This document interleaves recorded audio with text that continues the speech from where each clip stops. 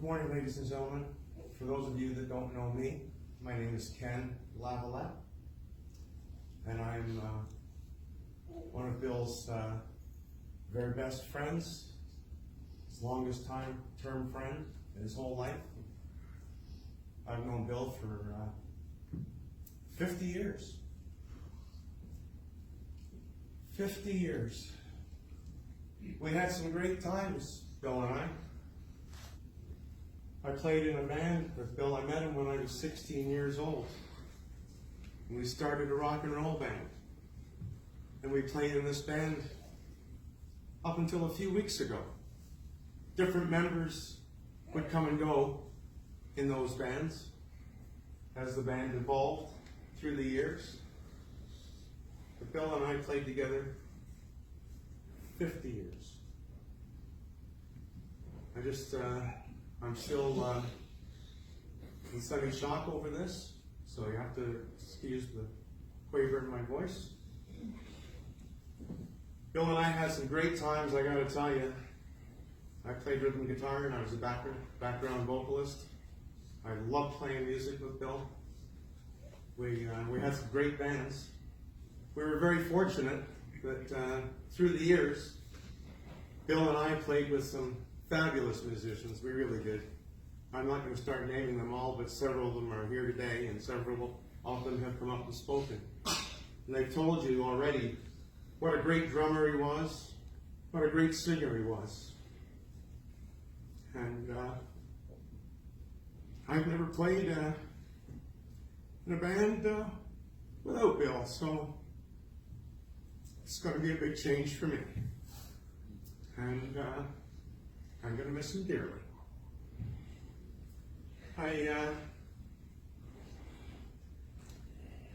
During those memorable years playing in the band, especially in the early years, all the girls were attracted to Bill. They weren't attracted to me. They were attracted to Bill. And I knew why. Bill Jewitt was much more handsome than I would ever be. I knew that for a fact. He reminded me for 50 years.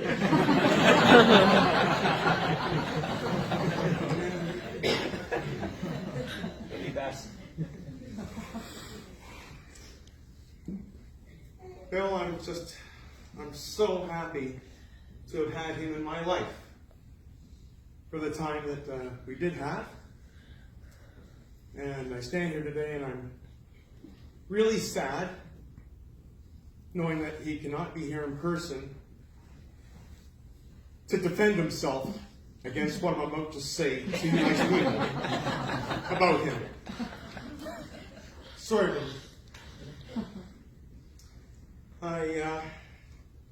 Today we're going to try something a little different in that I'm going to do the talking. Early on, I met Bill when I was 16, and you know when you meet someone that you really like, you end up giving them a pet name. And in the early years, I gave Bill the pet name of BJ. No, not what you think, although that would have been appropriate too, if you knew him. But BJ, of course, for Bill Jewitt.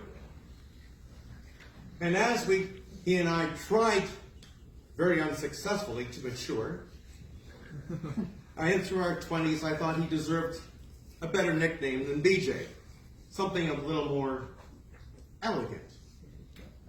And you all know that Bill had high regards of himself.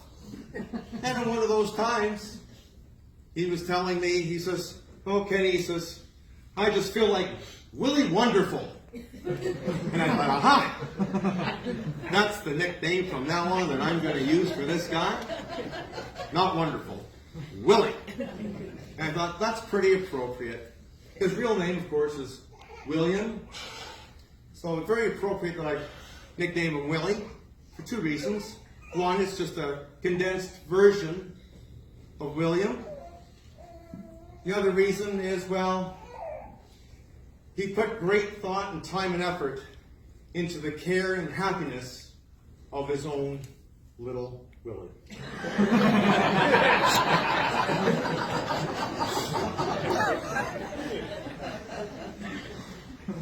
He did tell me I can say it from the heart, and that's what I'm doing. Before I go on, I'd like to just take a minute. We're here to celebrate Bill's life and to share some happy stories of my great friend at the end of his life. And I'd like to go right back to the very beginning, day number 1. And I'd like to do a short impersonation for you of Bill Jewitt at childbirth. Okay? Please.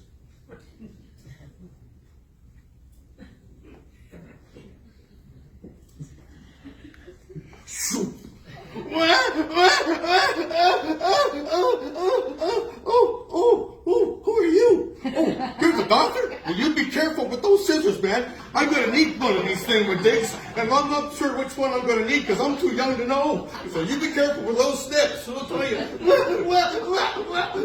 Oh, and who are you? Well, dear, I'm your mother. Oh, Mom, that's great. I've been cooped up in that little place and it's been dark in there. I was all alone for 9 months in there.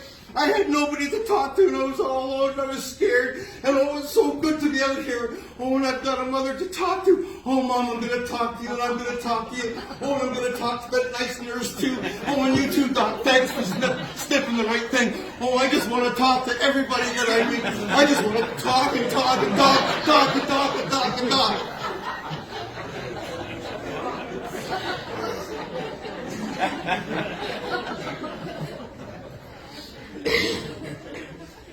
Bill's mother. Bill? Bill? Would you please shut up for a minute? Come and have something to eat? Oh, Mom! Those look delicious! So soft! Ooh. Let's eat! And from that moment onwards, Bill Jewitt enjoyed tens of thousands of happy meals.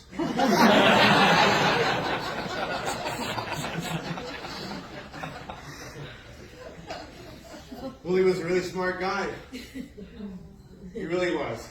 The only person that I knew, perhaps the only person on the earth, that from the moment he was born till the moment that he passed, he had a woman to wait on him and that takes a lot of smart. Now, I consider myself to be a smart person, well-educated person, but Willie taught me a few good lessons along the way, and probably the most important life lesson that Willie taught me was he taught me to listen. Yes, Bill.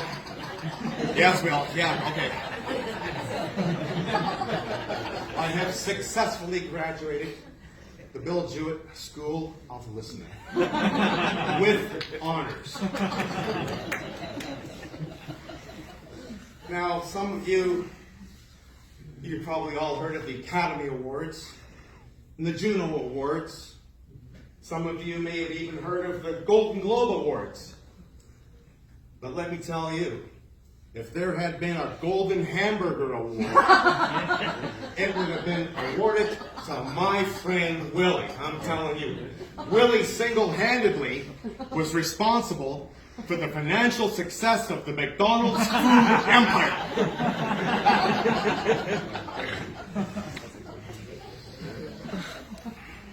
Now, on a little more serious note, I'm going to have to tell you something that the three of you don't probably know. His 3 wives. Now, his first wife, Linda, second wife, Jan, his third wife, Brenda, I mean, everybody's going to be in on this, but I'm going to tell you something. I mean, this is kind of secretive, but I'm thinking this is the time that you three and everybody here is going to share. We're just getting rid of all the secrets here now. Bill Jewitt did not have 3 wives. He had 4. I was number 4. And I'll tell you how I know. No, Russ, you're 5. But I'll tell you why. I know. Many, many times, there was many weekends that the band would go away and play some damn place up north, and we'd have to stay in a hotel or a motel, or we'd stay in his trailer. I would do the grocery shopping. I would do the cooking. I cleaned up all his dirty dishes. I made him all his drinks. I cleaned up after that rascal. And I listened to him for 50 years. I think that qualifies me to wife number 4. But let me say, in all truthfulness, that now I gotta say that Willie did love my cooking. I am a good cook, and he really loved my cooking when we went away. In fact, many times he said, "Kenny, God, I'd marry you if only you had tits."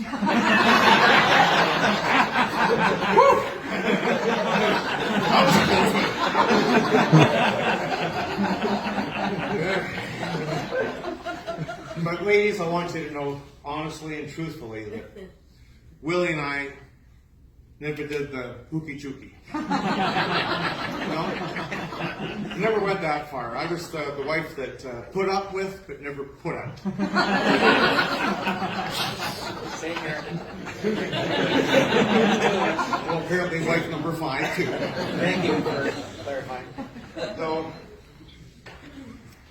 Willie, I gotta say, all fun and aside, I gotta say, gosh, you haven't even gone a week yet, and I miss you, and we all miss you dearly.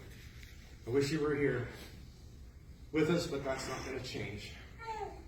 So, I thank you all for coming out here. It means a lot to the family and to his close friends. And I just want to say one more thing, Willie, that even if you had asked me nicely, I would not have officially married you. Thank you very much. God bless.